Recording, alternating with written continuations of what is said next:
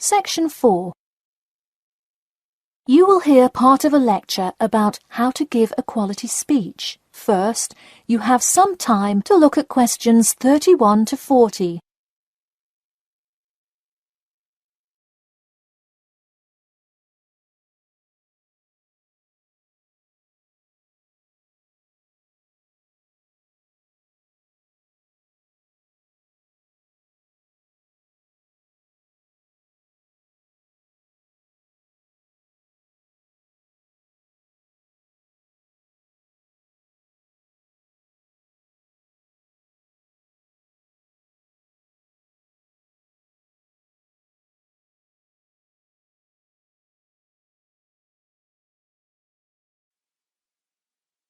Now listen carefully and answer questions 31 to 40. Good morning. Today I am going to cover the daunting task of giving a quality speech, a thought that makes most of us cringe. In fact, 90% of all people feel nervous about public speaking, about 10% of whom are described as genuinely terrified. Hopefully, when we are finished here today, you all will be in the 10% of the population who do not feel nervous at all.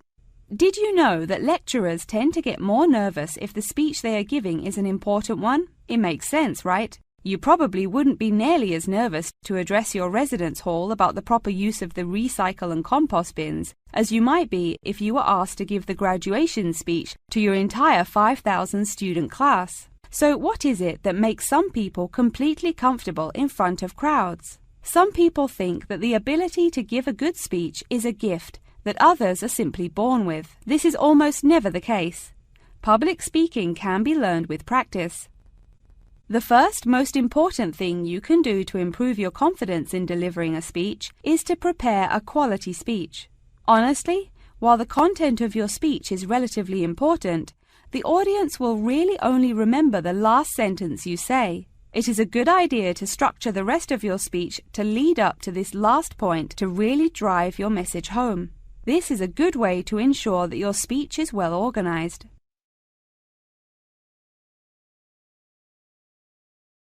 Once you are confident in the quality of the speech you have written, the rest is just about your stage presence.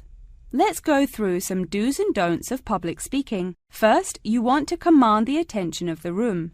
Do not, I repeat, do not proceed with your speech until the audience is paying attention. Even Martin Luther King Jr.'s I Have a Dream speech wouldn't have made any difference in the world without the undivided attention of his audience. To continue with the I Have a Dream example, one of the reasons that MLK was such an effective orator was his ability to speak with passion and engage with his audience. That sort of charisma does not come from reading straight from paper. Don't get me wrong, it is a good idea to write your main ideas down on a note card, sheet of paper or something. But one factor that will consistently lead to a boring, forgettable speech is writing down your entire speech. Do not write your full speech down. If you are constantly reading your paper, you are not making eye contact with your audience, and thus failing to really express the feeling that goes with your ideas. I advise you write 1 or 2 ideas, so if you suddenly draw a blank, you have something to jog your memory. If you've written a good speech that you believe in, those ideas should be sufficient to keep you on track.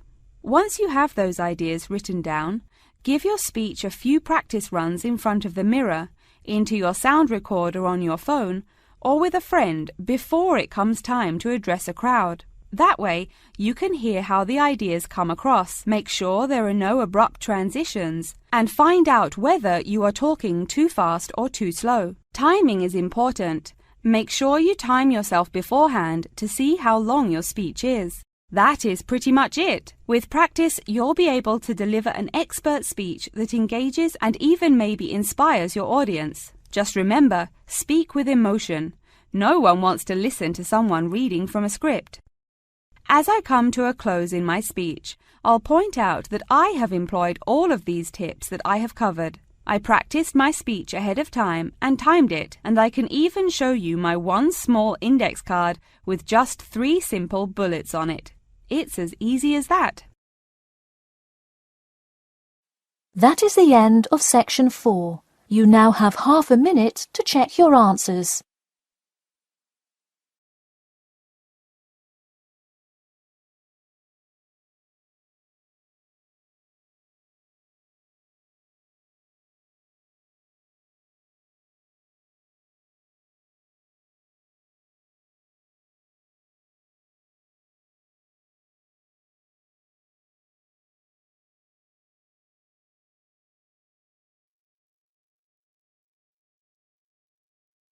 That is the end of the listening test.